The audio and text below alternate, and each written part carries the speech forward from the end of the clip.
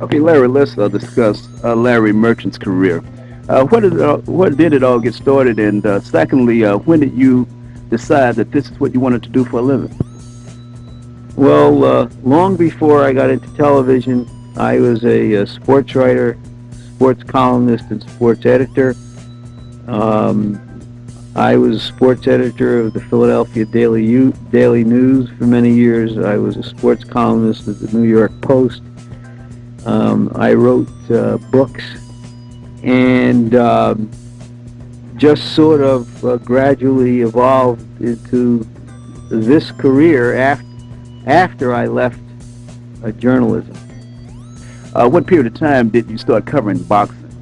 I think where I really got into boxing was when I was in Philadelphia because I've always maintained that Philadelphia was the most intense hotbed of boxing in the country. They still have, I think, probably the last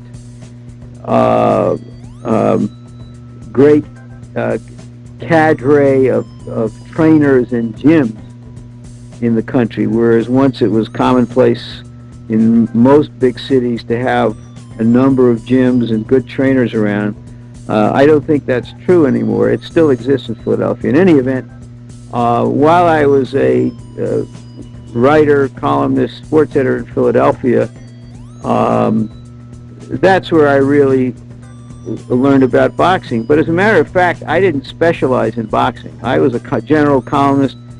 Also, and at the end of that time, I was one of the original investors in Joe Frazier, which I did as a sort of gag when I was writing a column, so I could write about my fighter. And then when I went to New York, and it was the heyday of Muhammad Ali, so after I left the New York Post in the mid-'70s, and I went to NBC, and they started to do some boxing, and they didn't have anybody around who knew anything about it, and they remembered me from the days that I covered boxing as well as other things. They asked me to start doing commentaries, and that's how it originated. Okay, so when Ali fought Frazier in 1971, I mean, this spectacle of an event, you must have had mixed emotions about that particular confrontation. Well, I guess in a way I did, although I loved Ali so much that even though I had been an investor in Joe Frazier and was a great admirer of him and still am, I leaned to Ali. Politically, I was on his side. I had spent enormous time with him trotting around the globe and so forth and so on, and I identified with Ali during those politically turbulent years. And during that time, he was in exile for 3.5 years and so forth. So I wanted to see Ali do well.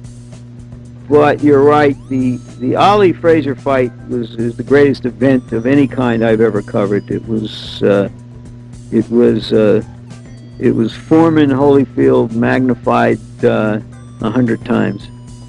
Okay, but Larry, why do you feel that this fight kind of was heads and tails above the rest of the big heavyweight bouts that you've covered and the big heavyweight bouts prior to that? Well, there were several reasons. One, of course, was the story of and the personality of Ali, which included that 3.5-year political exile, in effect.